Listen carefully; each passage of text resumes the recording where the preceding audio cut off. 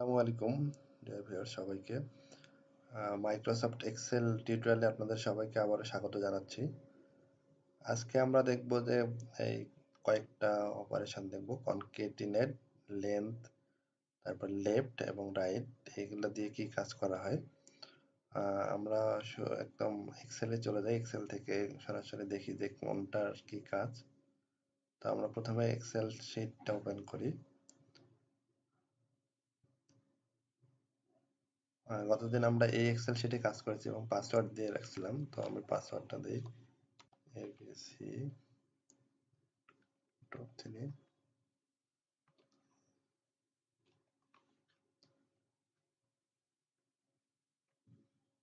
আচ্ছা,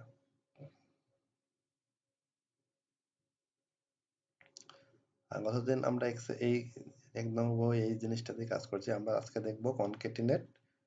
কনকেটিনেট দিয়ে কি কাজ করা হয় আমি বলি। কনকেটিনেট দিয়ে আমরা চাইলে যে দুইটা সেল বা এর অধিক সেলের যে এলিমেন্ট গুলো আছে সেগুলোকে একসাথে করতে পারেন, অর্থাৎ কনকেট করতে পারেন। তো আমরা এখানে দেখি কনকেটিনেট কিভাবে করা যায়। প্রথমে দিতে হবে ইকুয়াল,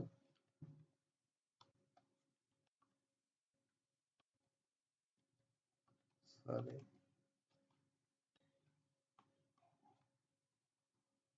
কনকেটিনেট লিখলে চলে আসবে, লিখলে চলে আসবে, ডাবল ক্লিক করলে এটি চলে আসবে। এরপরে আমি যে সেলগুলাকে মার্জ করতে, যে সেলের এলিমেন্ট গুলাকে একসাথে লিখতে চাই সেই সেলগুলা সিলেক্ট করে দেবো কমা দিয়ে দিয়ে।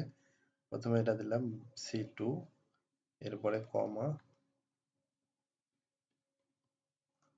তারপরে দিলাম D2, এরপরে ব্র্যাকেট ক্লোজ। এখন এটা কিন্তু এক হয়ে গেছে, বর্গনা এবং 56 একসাথে হয়ে গেছে।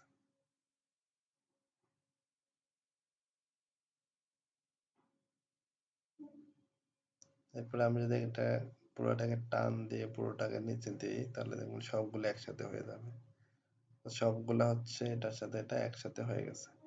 তো এইভাবে কনকেটিনেট করা যায়, অর্থাৎ কনকেটিনেট দিয়ে কি করা যায়, একটা বা দুইটা বা তার অধিক সেলের এলিমেন্ট গুলাকে একসাথে কনকেট করা যায়। তো এটাকে আমরা কি করলাম, কনকেটিনেট।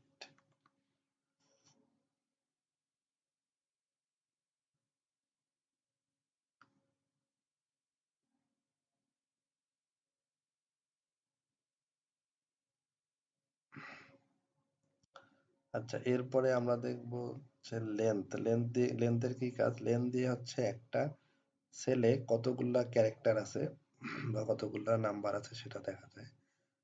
তো এটা দেখবো লেন্থ।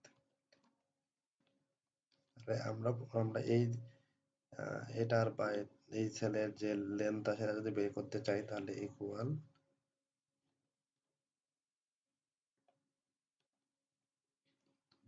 এলিএন, লেন লিখতে হবে, এলিএন।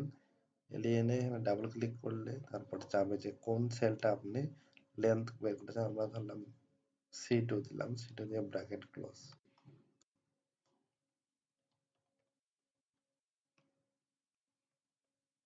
তাহলে দেখুন এখানে বর্গনা BARGUNA, 7টা লেটার আছে, এখানে 7। তাহলে আমরা এটাকে যদি নিচে সবগুলাকেই লেন্থ বের করতে চাই তাহলে দেখুন সিলেটের SYL 3, ACT 3, 6, তার মানে 6 দেখাচ্ছে, মানে যতগুলা ক্যারেক্টার আছে ততটা দেখাচ্ছে। তাহলে লেন্থ দিয়ে আমরা কোনো একটা সেলের কতগুলা ক্যারেক্টার আছে, আমরা যদি এই সেলটার লেন্থ বের করতে চাই তাহলে এখানে C2 এর জায়গায় E2 দিলেই হবে। E2 দিলে দেখুন এখানে 9 হয়ে যাচ্ছে, তো বর্গনার 7 এবং 56, 5 6 2, তার মানে 9টা হয়ে যাচ্ছে। এভাবে লেন্থ করা যায়। এরপরে আছে লেফট, লেফট এবং রাইট। আচ্ছা,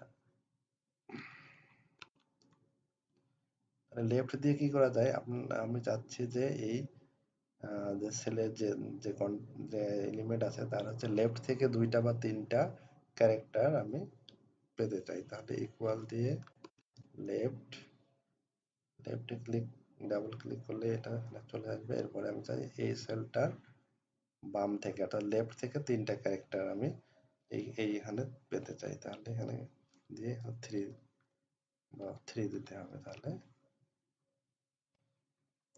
তাহলে দেখুন যে লেফট থেকে 3টা ক্যারেক্টার দেখাচ্ছে এবং এটা যদি এভাবে পুরোটাতে নেই সবগুলাতে লেফট থেকে 3টা ক্যারেক্টার দেখাবে।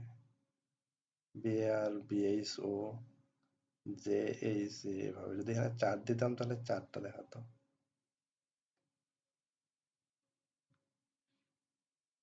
এখন বিএআরজি দেখাচ্ছে এবং সবগুলাই দেখাতো। এখন আমি যদি এরকম চাই যে আমার রাইট থেকে বা লেফট থেকে, অর্থাৎ এখানে সবগুলাই শেষের 2টা অক্ষর ছাড়া বাকিগুলা দেখাবে, তাহলে কি করতে হবে? আমার এখানে শেষ সবগুলা লেফট থেকে সব দেখাবে, শুধু শেষের 2টা দেখাবে না। তার মানে টোটাল যে লেন্থটা, লেন্থ মাইনাস 2 করতে হবে এখানে। তাহলে এখানে হবে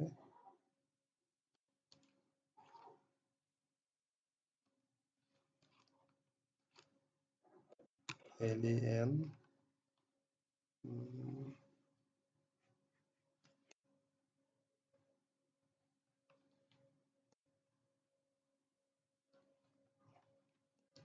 কোনটার লেন্থ?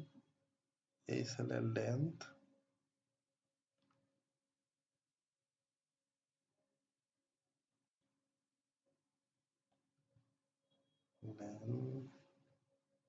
-2।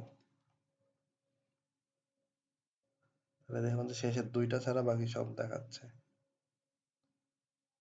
এখানে শেষে 56 দেখাচ্ছে না। তাহলে এখন সবগুলো টান দিলে শেষের 2টা ছাড়া বাকি সব দেখাচ্ছে। এভাবে রাইটেরও কাজ করা যায়। আপনি যদি রাইট চান আর IGST, তাহলে এখানে দিতে হবে ইকুয়াল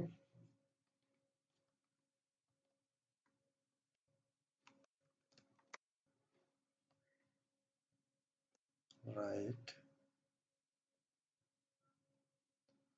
তারপরে এটা আমি রাইট থেকে 5টা নেব।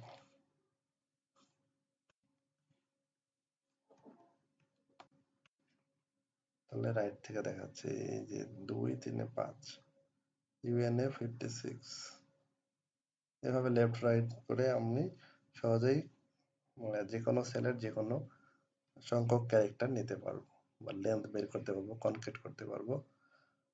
তো বন্ধুরা আজকে এই পর্যন্তই। আল্লাহ হাফেজ। সবাই ভালো থাকবেন। আসসালামু আলাইকুম।